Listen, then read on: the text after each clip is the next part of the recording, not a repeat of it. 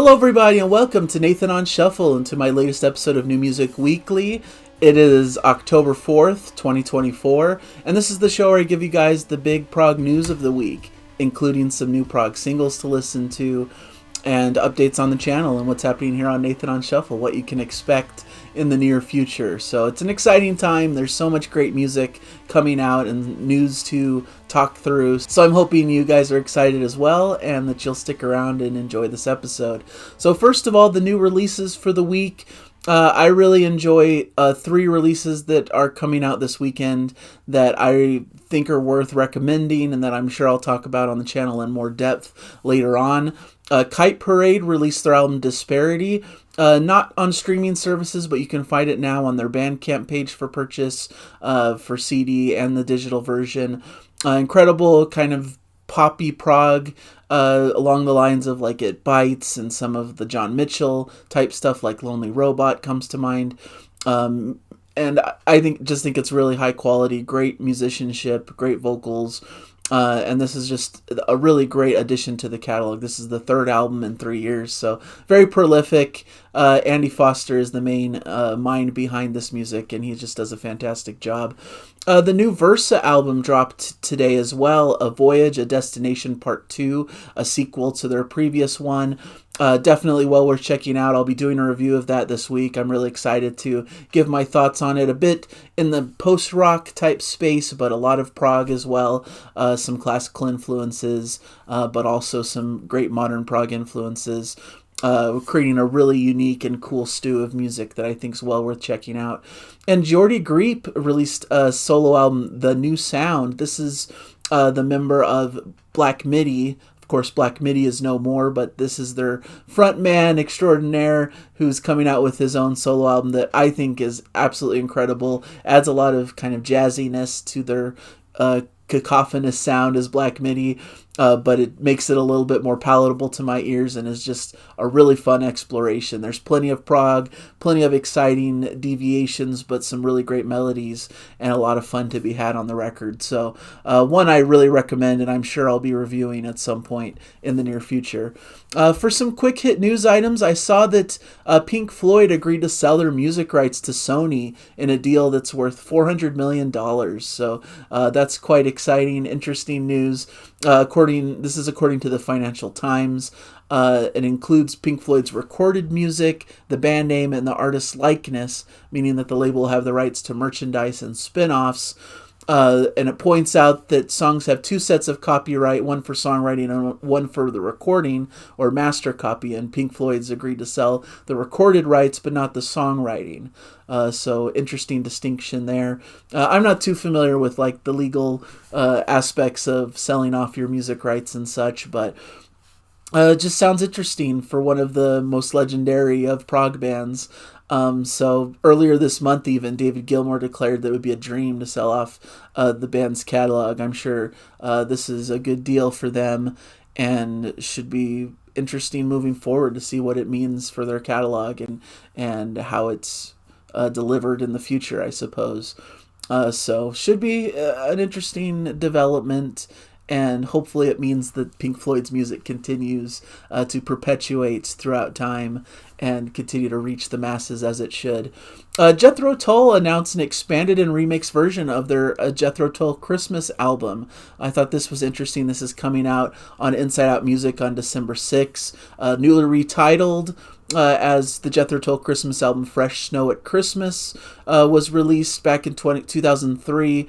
It's a new 5-disc set that features 2 live sets. Christmas Live at St. Bride's 2008, newly remixed by Pineapple Thief's Bruce Sword, and the previously unreleased The Ian Anderson Band Live at St. Bride's 2006, along with the original album and a 2024 remix, also by Bruce Sword. So some really cool stuff on offer here, some cool remixes of classic Jethro Tull Christmas music.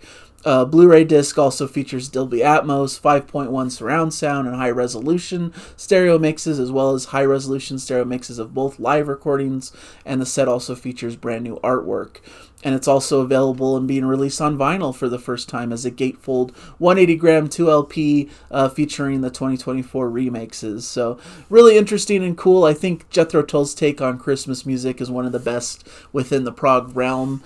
Really great stuff, definitely to check out around the Christmas season. So makes sense that this is lining up with Christmas, and purchasing for the holidays should be a great festive addition to your household if you choose to purchase this and get some Jethro Tull going in your home. Some of the tracks, as Ian mentions, are not necessarily Christmas songs, but more seasonal, so that kind of gives them a broader window to work within, to include some of their classic Jethro Tull stuff that may not necessarily be purely Christmas, but in that spirit, so to speak, delivering a really great collection of music for sure. As for our prog singles for the week, Beardfish has a new single from their upcoming album. The single's called Torrential Downpour. This is from their upcoming album called, Songs for Beating Hearts, which comes out November 1st. This is their first music since breaking up in 2016. And Rickard explains about his dad. He lost his dad to cancer in 2022, so this song was written as a response to that, a lament, perhaps.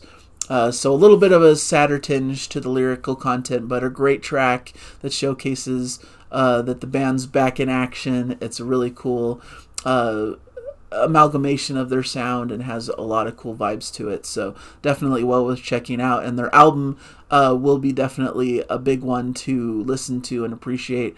It comes out November 1st, and I'll be definitely talking about it heavily on the channel. One of my favorite groups, one of the best in the modern prog scene, and just thrilled to have them back.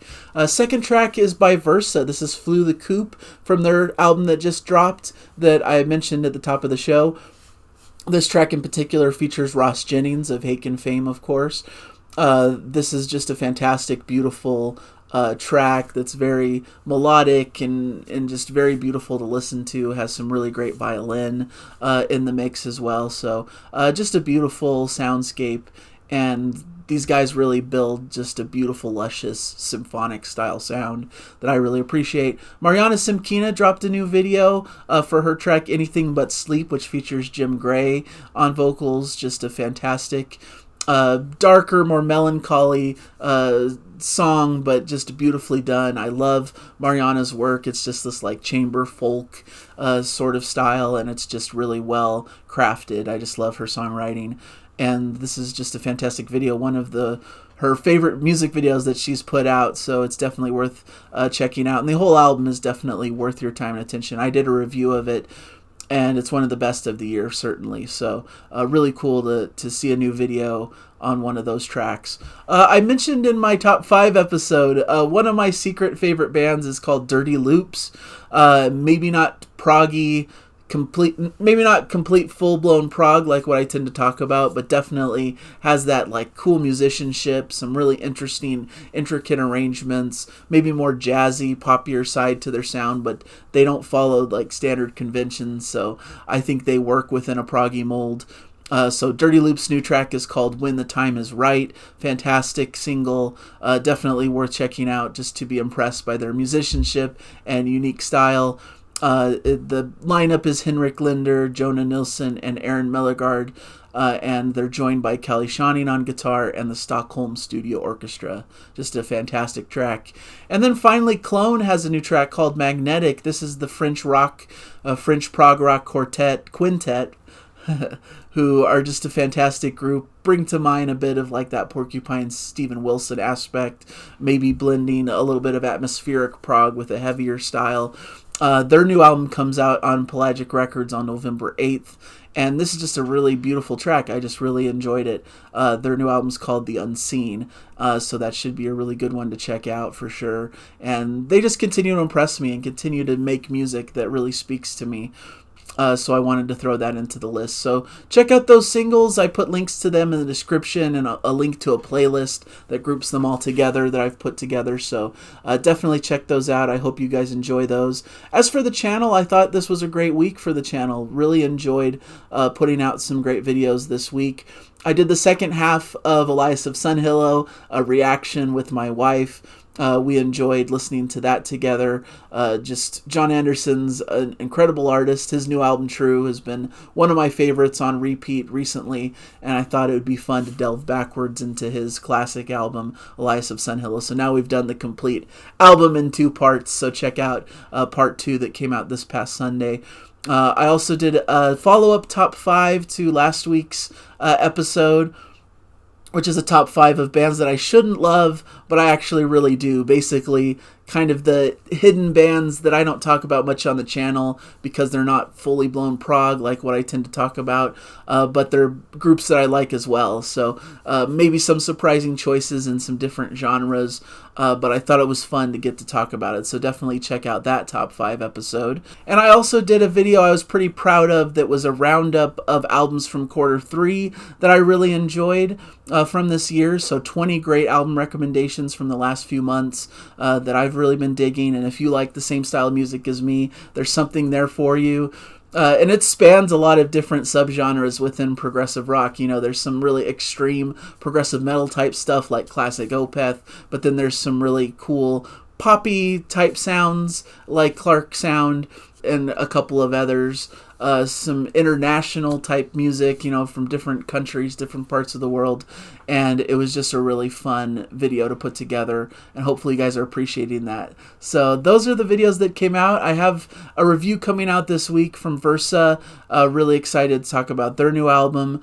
And I'm going to be doing another interesting reaction with Jana on this Sunday to a more modern tinged prog metal track. So that should be a lot of fun to put out there on the channel. An artist I don't think we've reacted to quite yet. So hopefully you guys will appreciate the content. There's a lot of albums coming out that I just absolutely love. Listening to some really great advanced promos that are just really excellent to my ears. So there's going to be a lot to talk through and a lot to get to. So there may be other videos this week, but I'm still figuring out the slate of projects that I want to work on and things to do. But I know for sure that there'll be a review of Versa's album. That's what I'm going to film next. So thank you guys so much for all your support of the channel. Hopefully you guys appreciated this episode, and I'll hope to see you guys in future ones. Thank you guys so much for the support, and keep on listening to prog rock if that's your preferred genre like it is for me. Thank you guys, and enjoy the music, everybody. Bye, everybody.